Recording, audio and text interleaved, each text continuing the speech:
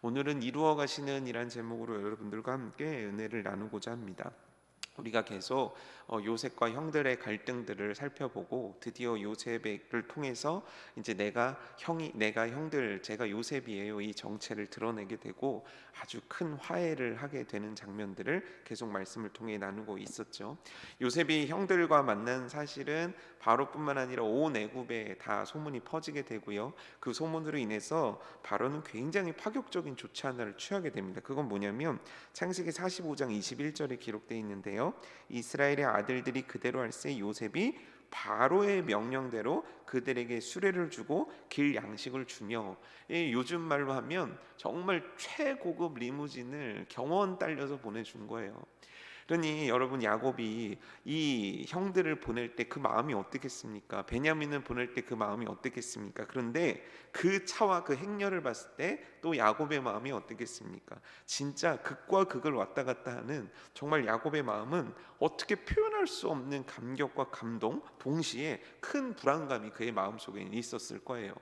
그런데 그 불안감에 대해서 하나님은 또 말씀하시죠. 걱정하지 마라. 이거 내 계획이야. 내가 너 이끌어서 보내주는 거야. 그러니 여러분, 지금 야곱의 마음, 또 형제들의 마음 얼마나 행복했겠습니까? 그런데 성경은 그 행렬이 진행되는 데 있어서 아주 중요한 것을 하나 우리들에게 알려주고 있는 거예요. 그건 뭐냐면 이제 가나안을 출가나안이라는 표현을 쓰기도 하는데, 출가나안을 한 이스라엘의 자손들이 누구인지, 야곱의 자손들이 누구인지, 과연 그들이 몇 명인지를 성경에서는 세세하게 우리들에게 소개해주고 있다라는 거예요. 누가 가고 있고 누구의 자녀들이 함께 동반했다.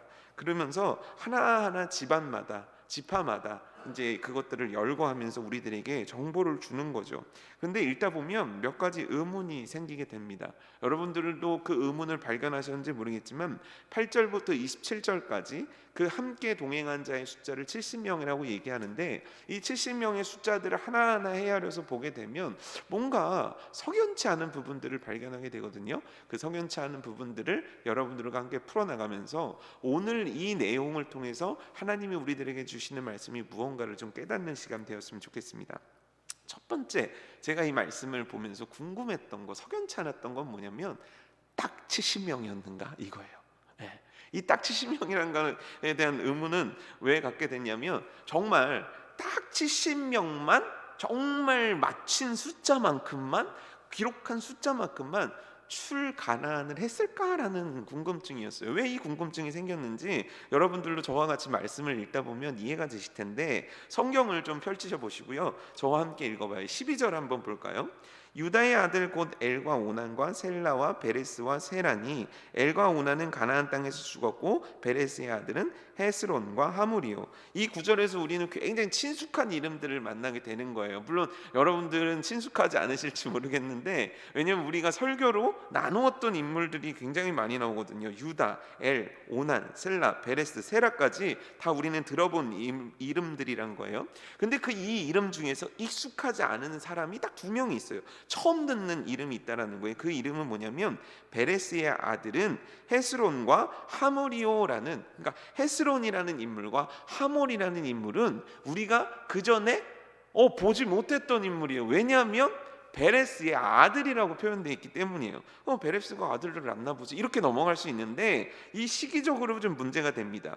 이 요셉이 가나안 땅에서 총리가 될 때까지 13년이고, 그가 이제 총리가 돼가지고 흉년을 겪은 게 7년이고, 지금 이제 그 바로의 명령에 따라서 마차를 보낸 게 그 시절까지 합하면 2년이거든요. 그러니까 총 지금 애굽에 있은 지가 요셉이 22년이에요. 그러면 추측컨대 요셉의 나이는 한 38쯤 됐을 거라고 지금 추측하거든요. 그럼 요셉의 나이가 38이에요. 38인 동안 형인 유다가 자식들을 결혼시키고 그 자식들이 자녀들을 낳았다. 여기까지는 뭐 별 문제가 없는 것 같아요. 하지만 베레스는 다말과의 며느리와의 사이에서 굉장히 맨 마지막에 낳은 아들이란 말이에요.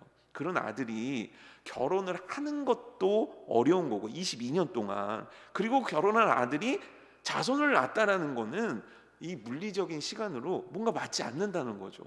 그러면 또 이게 뭔가 좀 이상한 거예요. 근데 여러분, 이것만 이상한 게 아니에요. 진짜 이상한 건 21절 말씀이에요. 21절 말씀 한번 보실래요? 베냐민의 아들 곧 벨라와 베겔과 아스벨과 게라와 나아만과 에이와 로스와 뭇빔과 훗빔과 아르시니. 이게 지금 베냐민을 통해서 낳은 자녀들을 우리에게 소개시켜 주는 거예요. 무려 10명입니다. 근데 이게 좀 말이 안 되는 게 왜 그러냐면 야곱이 한 91세 정도의 요셉을 낳았다고 추정하고 있어요. 그리고 베냐민은 언제 낳냐면 그 야곱의 나이 106세에서 108세. 그러니까 지금 형과 동생의 차이, 요셉과 베냐민의 나이 차이가 15세 내지 17세가 된단 말이에요. 뭔가 자꾸 숫자 나오니까 복잡하시죠. 예. 근데 이제 요셉과 그렇다면 헤어질 때 요셉이 보통 15, 17살 또는 그 이상의 이제 그 애굽으로 노예로 팔려갔다라고 추정하고 있으니까 그럼 베냐민의 나이는 굉장히 갓난 애기였겠죠. 한두 살 정도 되는 아이예요. 그럼 이제 22년이 지났어요. 그럼 이제 좀 쉬운 거 해보죠. 22 더하기 2는 몇이죠? 24이죠. 24이면 결혼했을 수 있어요. 그렇죠? 하지만 아이를 10명 낳는 건 불가능해요. 한 번에 10쌍둥이를 낳지 않는 이상은 실제 이게 물리적으로 불가능하다는 거예요. 이게 너무 궁금해하지 않습니까? 그럼 우리들의 머리가 막 돌아갈 거예요. 그러면 70명보다 더 있었던 건가? 아니면 조금 있었던 건가? 왜 70명이지? 그래요. 바로 그 궁금증. 왜 70명이었을까요? 왜 하나님은 이 중요한 순간에 그 사람들의 이름을 왜 썼고 왜 70명이라는 숫자를 맞추셨을까? 그럼 70명의 숫자에 맞췄다는 건 그 70명이 들어간 사람들의 이름들이 다 의미가 있다는 건데, 그렇다면 하나님은 도대체 어떤 의미로 무엇을 하시려고 과연 이 70명이라는 숫자를 우리들에게 주고 계신 걸까? 이걸 통해서 우리는 무엇을 깨달아야 되는 것이고, 하나님은 이 70명이라는 숫자를 통해서 우리들에게 어떤 메시지를 주고자 하시는 걸까? 우리들의 관심은 그것에 집중돼 있어야 된다는 거예요. 그래서 두 번째 문제를 좀 풀어보겠습니다. 왜 70명일까요? 왜 하나님은 70명을 딱 맞추셨을까요? 71명도 아니고, 아니 적었으면 적게, 많았으면 많게 이렇게 기록하시면 되는데 왜 딱 70이라는 숫자를 맞추셨을까요? 사실 지금 수레를 타고 이제 애굽으로 향하는 이 야곱을 비롯한 그 가족들은요, 우리가 생각할 때처럼 그냥 단순하게 생각해서 가뭄인데 정말 잘 됐다, 이제 먹고 사는 문제가 해결됐네, 요 정도의 차원이 아니에요. 지금 하나님은 이들을 단순히 가나안이라는 것서부터 애굽의 풍요로 이끄는 요 정도 차원으로 일을 끝내시는 게 아니에요. 지금 하나님은 무엇을 하시냐면 족장 시대가 뭐냐면 가장을 중심으로 해서 여러 가족들이 모였던 그 시대에서 민족의 시대로 옮기는 거예요. 여러분, 한 가정이 한 민족이 될 확률이 얼마나 될 거라고 생각하십니까? 한 조상을 둔 그 자손들이 한 민족을 형성할 수 있는 확률은요, 정말 거의 없습니다. 역사에서 그런 걸 찾아보기도 정말 힘들 뿐더러 그건 나중에 조상을 짜맞춘 거지, 진짜 순수 혈통이 한 민족이 된 예는요 정말 찾기 힘들어요. 근데 지금 하나님은 무엇을 하기 원하시는 거냐면 이 족장이었던 이들을 민족으로 지금 바꾸기 위해서 애굽으로 이들을 출가난시키고 있다라는 거예요. 그런데 이 중요한 장면에 하나님은 70이라는 숫자를 딱 우리들에게 알려주고 있다는 거예요. 그럼 그 의미는 뭐냐는 거죠. 사실 70이라는 숫자를 딱 보게 되면 먼저 드는 생각은, 저는 무슨 생각이 드느냐면 좀 실망스러웠어요. 왜냐하면 아브라함 때부터 200년이 넘는 세월이었어요.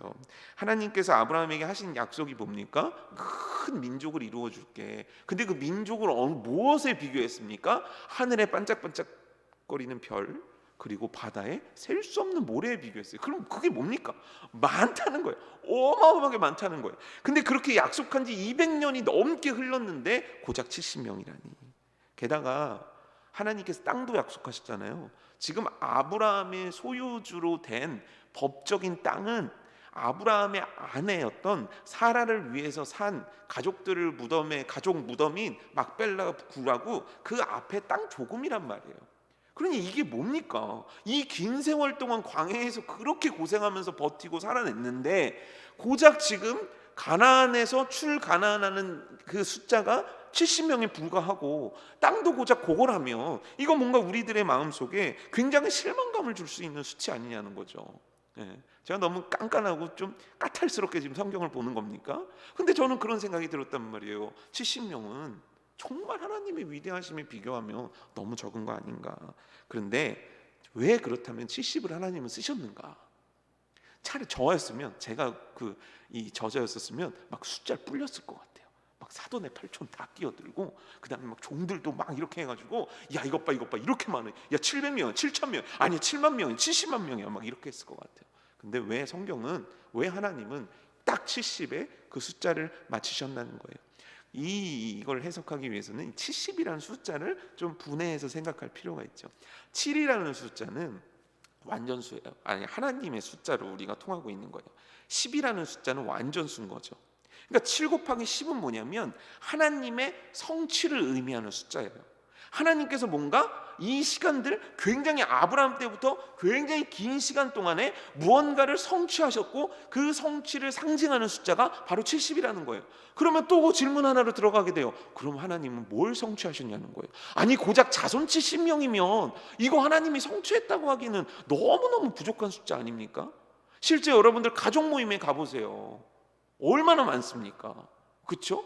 저희도 막 예전에 명절 때 가족들 모이면은 어머니가 맨날 하시는 얘기가, 야 난 3일 동안 이 별을 못 봤다, 해를 못 봤다 그랬어요. 맨날 밥만 차리셔가지고. 웬 서씨가 그렇게 많습니까? 예전에 60명 중에 반에 1명 만날까 말까 했는데, 서씨 집안 사람들이 그렇게 많더라고요. 그러면 이 정도 세월이 지났으면 아브라함 오래 살았잖아요. 이삭 오래 살았잖아요. 그러니까 자손도 많았어야 돼요. 그러니 하나님의 성취라고 붙이기에는 지금 70명은 너무 적은 거 아니냐는 거죠. 그런데 우리는 이 부분에 대해서 조금 더 깊게 살펴봐야 돼요. 하나님은 무엇을 성취하셨냐는 거예요. 하나님은 무엇을 완벽하게 이 시간 동안 성취하셨기에 가나안하는 그들에게 70이라는 숫자를 딱 주고, 내가 이뤘어, 내가 성취했어, 내가 완벽하게 이뤄냈어라고 얘기하시냐는 거죠. 하나님은요, 능력이 있으신 분이에요. 그렇죠? 성경을 보면 어마어마해요. 왜? 바다를 가르세요. 해도 멈추세요. 막 성도 무너뜨리세요. 막 죽은 자도 살려내시는 거죠. 그래서 사도 요한은 뭐라고 얘기하냐면, 야 내가 이 성경을 막 기록하는데 만약에 예수님께서 하신 일을 기록한다면 이 세상에 이걸 기록할 책은 존재하지 않는데 너무 많다는 거예요. 그러니 여러분, 이 삼위 하나님께서 창조서부터 이 지구상에서 일으키신 역사들과 위대한 일들이 얼마나 많겠습니까? 그런데 거기에는 아주 중요한 공식이 있다는 거예요. 그 공식은 뭐냐면, 하나님이 그 일들을 행하실 때 반드시 하신 일이 있는데, 그거는 사람을 세우는 일이었다는 거예요. 아브라함 한 명을 하나님은 세우시는 거예요. 이삭이란 사람을 세우시는 거예요. 야곱이란 사람을 세우시는 거예요. 그들 입장에서는, 또 읽는 독자 입장에서는, 우리 입장에서는 하나님의 침묵의 순간 같아요. 아니, 엄청난 자손을 약속하셨으면 엄청나게 아이를 많이 낳게 해주셔야 되는데, 아니 아브라함이 첫 아들, 하나님이 허락하신 아들을 낳기까지 25년이 걸렸다니까요. 그럼 아브라함이 그랬으면 이삭은 막 자손을 막 낳아야 되는데, 결혼도 하나님 합한 결혼을 하지 않았습니까? 그러니까 막 자손을 낳아야 되는데, 그 에서와 야곱이라는 아들을 낳을 때까지 무려 20년이 걸렸어요. 근데 에서와 야곱 둘 다 해서 자손을 막 번창하면 좋은데, 하나님이 에서는 어떻게 하셨죠? 버리셨어요. 왜 이렇게 하시는 겁니까? 하나님은요, 하나님에게 있어서는요, 위대한 역사, 위대한 일은 너무 쉬워요. 하나님이요, 민족 만드는 건 순식간에 하시는 일이에요. 그런데 그 일을 위해서 하시는 일이 있는데, 한 사람을 세우시는 거예요. 아브라함 입장에서는 왜 25년 만에 아들을 주셨습니까? 이삭 입장에서는 왜 20년 만에 아들을 주셨습니까? 야곱 입장에서는 왜 나로 하여금 차라리 내가 먼저 에서보다 먼저 낳게 해서 장자 받게 해서 이렇게 해피엔딩으로 나를 마무리 지어주시면 좋은데, 나를 굳이 그렇게 고난 가운데 나를 빠뜨려 주시고 삼촌 집에서 이렇게 돌아서 이렇게 오게 하신 이유가 뭡니까? 라고 얘기할지 모르지만, 그 기간 동안 하나님은 그 사람을 세우기 위해서 끊임없이 사랑하셨고, 끊임없이 인내하셨고, 끊임없이 투자하셨고, 끊임없이 역사하셨다는 거예요. 하나님의 열정이에요. 한 사람을 세우는 열정. 하나님은 그 한 사람을 세우시는 거예요. 그리고 그 한 사람을 통해서 위대한 하나님의 역사가 무엇인지를 보여주는 거예요. 교회가 해야 되는 일이에요. 그 한 사람을 세우는 일이에요. 교회는 화려한 건물을 짓는 곳이 아니에요. 교회는 어떤 투자를 많이 해서 뭔가 대단한 사업을 하는 곳이 아니에요. 교회는 그 사람을 세우는 곳이에요. 하나님이 유일하게 교회에만 이걸 허락해 주셨어요. 박사를 받고 학교에서 공부를 한다고 그 영혼이 하나님이 원하시는 영혼과 사람으로 절대 세워지지 않아요. 그 한 사람을 세우는 이 땅 가운데 유일한 곳은 이 교회예요. 그 유일한 일을 감당하는 게 목회자고, 그 유일한 일을 감당해야 되는 게 목자고, 그 유일한 일을 감당해야 되는 게 재직이고, 그 유일한 일을 감당해야 되는 게 작품 사역자들이에요. 그래서 중요한 거예요. 그게 25년이 걸리든 20년이 걸리든 100년이 걸리든 200년이 걸리든 하나님의 성취는 그 한 사람을 세우는 데 있어요. 교회도 그 한 사람을 세워야 되는 거예요. 그 한 사람을 세우는 걸 실패하면 안 되는 거예요. 그게 비록 더딜지라도, 그게 비록 부족할지라도 끈질기게 싸워서, 끈질기게 붙잡아서, 끈질기게 그 한 사람을 세우는 것이 우리들이 해야 될 일이라는 거예요. 여러분, 담임 목사님이 지난주에도 설교하시고, 그래서 막 그 교사들이 막 그 이번에는 좀 까탈스럽게, 예전에는 교사 띡 하면 됐는데 이제는 뭘 이렇게 적게 했잖아요. 거기도 담임 목사님 설교를 듣고 결정했다는 거예요. 네, 그렇게 막 그걸 막 거기다 그리고 막 간증문을 쓰신 분들도 계시더라고요. 잘하시는 거예요. 우리가 교회에 와서 행정적인 일을 하는 사람들이 아니에요. 여기 계신 모두는 한 영혼을 세우는 사람들이에요. 전도하는 거고요, 양육시키는 거고요, 섬겨드리는 거고요. 그 사람이 정말 그리스도의 장성한 그 분량에 이르기까지 우리는 아낌없는 사랑으로 그리스도의 열정을 품고, 하나님의 열정을 품고 그 일을 감당해야 되는 거예요. 하나님의 성취는 그 사람들을 세운 거예요. 아브라함을 세우셨고, 이삭을 세우셨고, 야곱을 세우셨고, 유다를 세우셨고, 요셉을 세우셨고, 그의 형제들을 세우신 거예요. 어떻게 해요? 믿음과 순종의 사람들로요. 믿음과 순종의 사람들, 주님을 믿는 믿음과 주님께서 말씀하시면 행할 줄 아는 이 믿음과 순종의 사람들을 하나님은 만들어내신 거예요. 그래서 성취라는 표현을 쓰기에 부족함이 없는 거죠. 그러면 또 궁금해요. 뭐가 궁금하냐면, 저만 궁금하죠. 지금 왜 하나님께서는 70명의 그 사람을 썼을까? 물론 여기는 당연히 들어가야 될 이름들이 있어요. 뭐 대표적으로 야곱이 그런 이름이고요, 또 야곱의 12아들들의 이름은 당연히 들어가야 되는 거예요. 그런데 이 부분들을 우리가 이제 8절에서부터 쭉 보게 되면 두 가지로, 저는 오늘 두 가지로 나누어서 좀 생각해보고 두 가지 케이스만 좀 보고 싶은데, 첫 번째 케이스는 들어가서 안 되는 이름들, 두 번째 케이스는 들어갈 수 없는 이름들을 이야기해보고 싶어요. 첫 번째는 뭐냐면 들어가면 안 되는 이름들이에요. 10절 우리 한번 볼까요? 시몬의 아들은 여무엘과 야민과 오핫과 야긴과 스알과 가나안 여인의 아들 사울이요. 시몬의 아들들을 쭉 적는 거예요.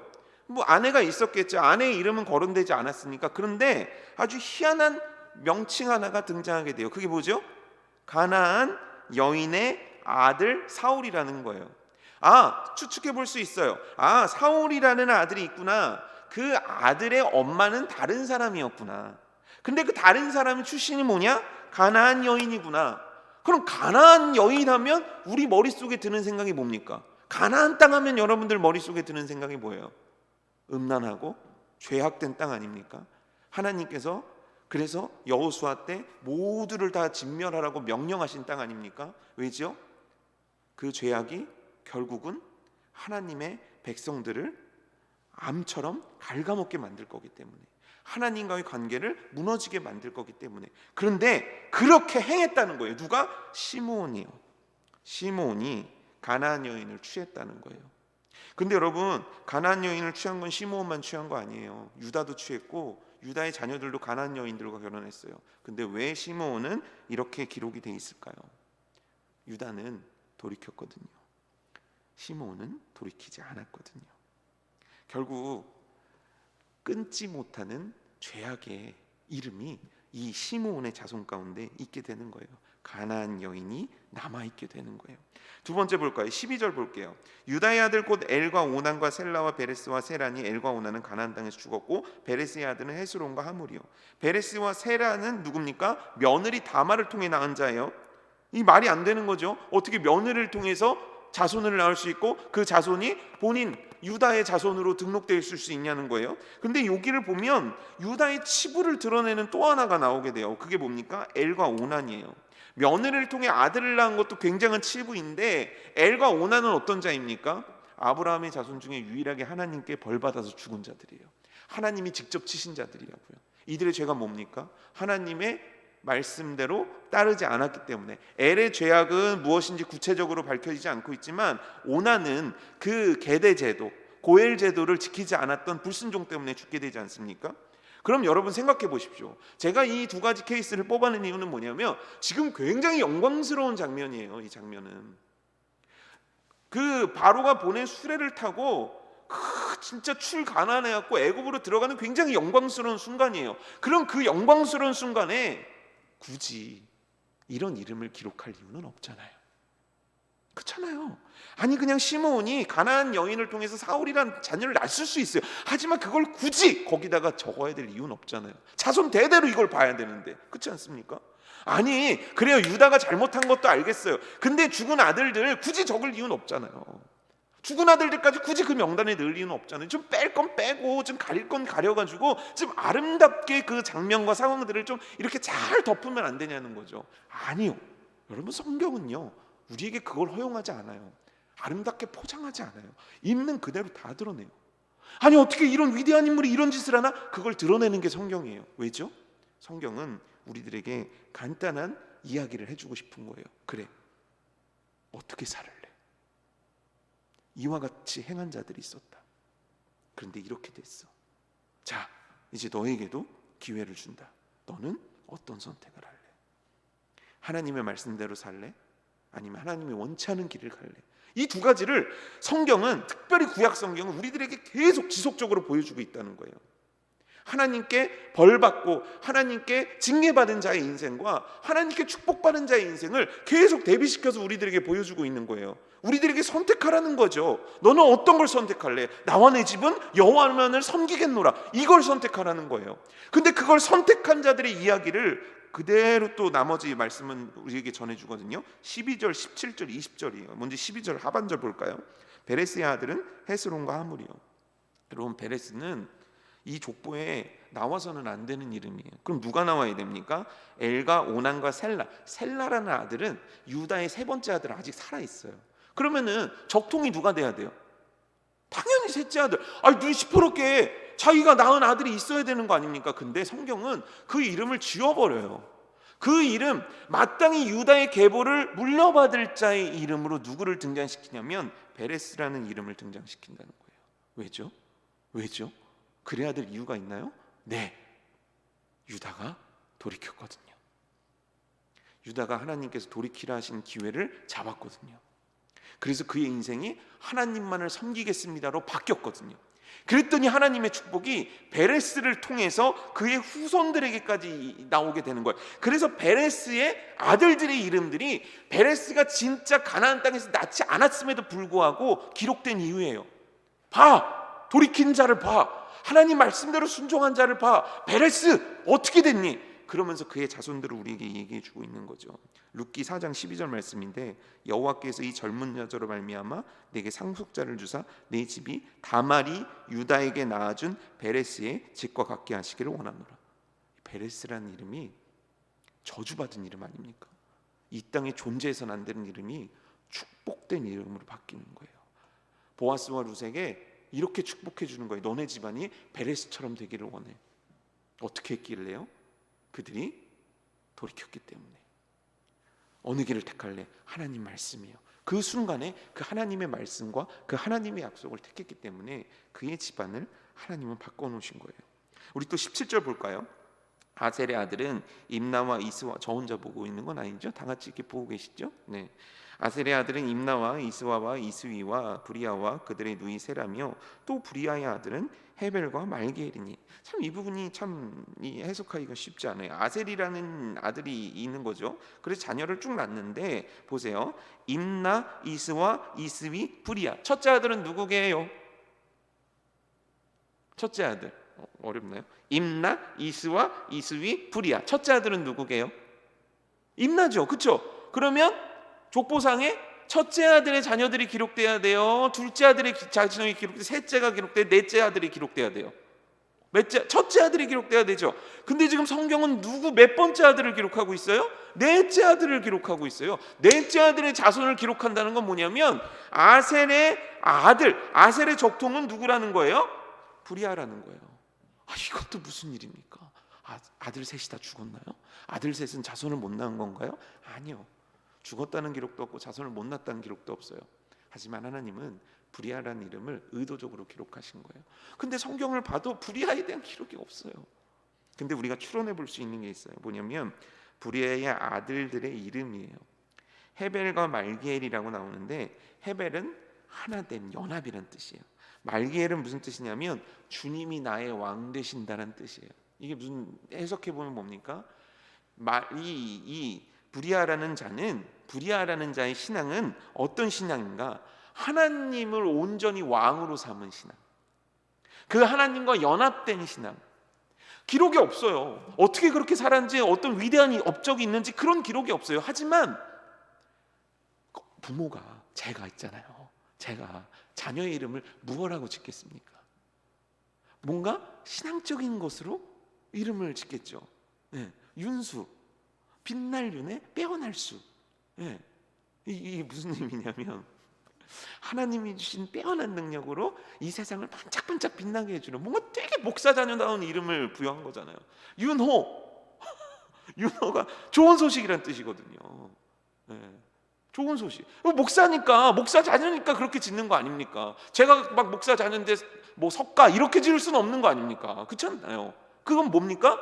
부모의 믿음이 표현되는 거잖아요. 부모의 삶과 부모의 믿음이 자녀의 이름 속에 나타나는 거잖아요. 브리아라는 사람의 믿음이 그랬다고요. 하나님이 나의 왕이세요. 난 하나님과 하나 된 사람입니다. 아무도 보지 않았고 대단한 업적을 이룬 사람도 아니지만 그를 하나님은 기억하고 보신 바 되었다는 거예요. 전 참 이런 부분이 너무너무 좋습니다. 왜냐하면 보잘것없는 사람이니까요. 기껏 살면서 해봤자 보잘것없는 일밖에 할 수 없는 자가 저란 사람이지만 하나님이 보시는구나. 야, 하나님이 기억하시는구나. 나의 하루를 누가 알겠고 나의 하루에 무슨 의미가 있을까? 하지만 이 하루 동안 하나님을 왕으로 삼고 하나님과 연합함을 인생의 최고의 가치로 잡은 자를 하나님은 기억하시고 보시고 하나님은 적으시는구나. 이게 얼마나 큰 소망입니까? 이 두 가지 인생 중 브리아는 하나님을 택한 거예요. 세 번째 20절이거든요. 이거 너무너무 유명한 부분이죠. 애굽 땅에서 오네 제사장 보디베라의 딸 아스낫이 요셉에게 낳은 므낫세와 에브라임이. 여러분 생각을 해보세요. 요셉이 성공했죠. 총리가 됐죠. 부귀영화가 다 그에게 주어졌어요. 그런데 아내가 누구예요? 아내가 누굽니까? 오네 제사장 보디베라의 딸이에요. 뭔가 무슨 일을 하는 사람인지 모르지만 제사장의 딸이라는 게 느낌이 좀 쎄하지 않으십니까? 그렇죠? 그럼 요셉이 영적 충돌이 얼마나 대단했을까요? 그렇죠? 거기다가 제사장의 딸은, 제사장이라는 직위는 이 요셉의 신분을 높여주기 위해서 지금 왕이 억지로 결혼시켰고, 둘의 힘이라고 한다면 물론 이제 가부장적인 사회이긴 했지만 둘의 힘의 균형이라고 했을 때 요셉이 완전히 부족한 사람 아닙니까? 아내가 훨씬 더 강력한 힘을 갖고 있는 사람 아닙니까? 그런데 아들들의 이름을 어떻게 줬습니까? 히브리어로, 애굽말이 아니라 히브리어로 므낫세, 에브라임. 므낫세가 뭡니까? 잊지 말자, 기억하자. 에브라임 무슨 뜻입니까? 주께서 수고한 땅에서 번성하게 하셨다. 요셉이 지금 붙잡고 있는 게 뭡니까? 요셉이 지금 누구 붙잡고 있는 겁니까? 그 영적인 충돌 앞에서 누굴 붙잡고 가정을 만들어가고 있는 겁니까? 므낫세, 에브라임. 그럴 때마다 요셉의 마음속에 무슨 생각이 있는 겁니까? 그의 인생의 중심은 누구인 겁니까? 하나님 아닙니까? 하나님은 기억하시는 거예요. 그냥 거기에 그 이름을 적으신 게 아니에요. 여러분, 우리가 하나님께 기억된 바 될 수 있는 인생은 업적이 아니에요. 순종이죠. 대단한 어떤 일이 아니에요. 믿음이죠. 하나님 앞에 진실되고 아름답게 살아갈 수 있는 것이 저와 여러분 되기를 주님의 이름으로 축복합니다. 자, 이제 거의 막바지로 왔습니다. 참 피곤하고 고단하시고 참 어려우신데, 그렇죠? 네, 이제 막바지로 왔어요. 그러면 이렇게 하나님께서 70명을 통해서 성취하셔서 이루고자 하신 일은 무엇일까라는 질문이에요. 결국 하나님은 무엇을 이루고자 하신 걸까요? 하나님이 이루고자 하시는 건요, 단순히 아까도 얘기했지만 애굽이란 땅으로 가서 앞으로 5년이나 남은 기근을 잘 버텨내라, 이 의미가 아닌 거예요. 지금 하나님은 이들을 민족으로 만들기 원하시는 거예요. 이들을 대민족으로 만들기 원하시는 거예요. 그래서 베냐민 지파의 10아들의 의미가 우리들에게 굉장한 인사이트를 주는 거예요. 왜냐하면 그렇게 낳지 못했거든요. 근데 애굽에서 베냐민은 번성한 자손들을 낳아요. 근데 이게 출애굽기 1장 7절에 기록되어 있어요. 이스라엘 자손은 생육하고 불어나 번성하고 매우 강하여 온 땅에 가득하게 되었더라. 9절에 보면 이런 내용이 있어요. 이들이 너무 강해지니까 우리가 어찌하면 좋을꼬. 이 애굽 사람들이 고민을 했다는 거예요. 왜냐하면 늘어나는 속도를 감당할 수가 없는 거예요.